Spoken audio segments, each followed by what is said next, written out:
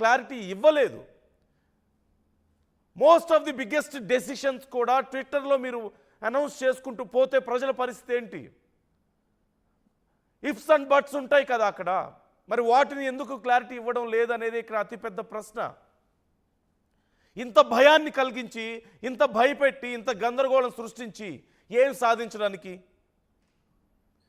Already బయట దేశాల్లో ఉన్న వాళ్ళ H1B వీసా హోల్డర్స్కి ఇది అప్లై అవ్వదు, ఇది ప్రతి సంవత్సరం కట్టేది కాదు, ఇది రెన్యువల్ చేయించుకునే వాళ్ళకు కూడా ఉండదు, ఇది కేవలం కొత్తగా అప్లై చేసుకునే వాళ్ళకే అంటే నిన్న భయపడ్డంత భయపడాల్సిన అవసరం వచ్చేదా? లేదు. కంపెనీలు అంత భయపడాలా? ఉద్యోగులు అంత భయపడాలా? ఎందుకు ఇంత ప్యానిక్ అవ్వాల్సిన అవసరం ఏమొచ్చింది? టు బీ ఫ్రాంక్, అక్కడ ఉన్నటువంటి కండిషన్కి ఒక ఎగ్జాంపుల్ నిన్న ఎలాన్ మస్క్ చేసినటువంటి ట్వీట్ మనం చూడొచ్చు.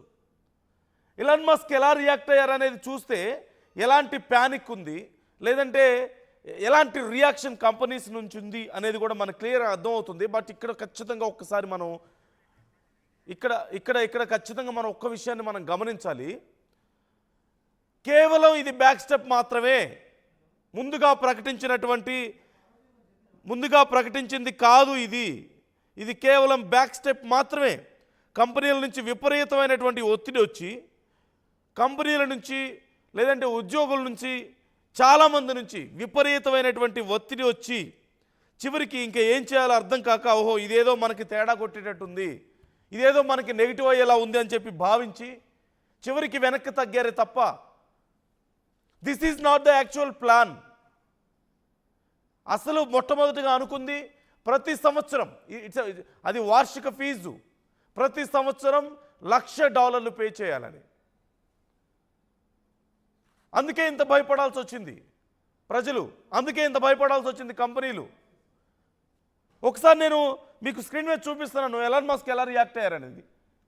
నిజంగానే కొత్త వాళ్ళకి మాత్రమే అయినా కానీ ఇదే సమస్య తీరిపోలేదు. కాకపోతే ఇక్కడ ఒక విషయాన్ని మనం గమనించాలి, సమస్య తీరిపోలేదు, సమస్యలో కొంచెం తేడా వచ్చింది అంతే, కొంచెం రిలీఫ్ లభించింది అంతే. సమస్య అలాగే ఉంది.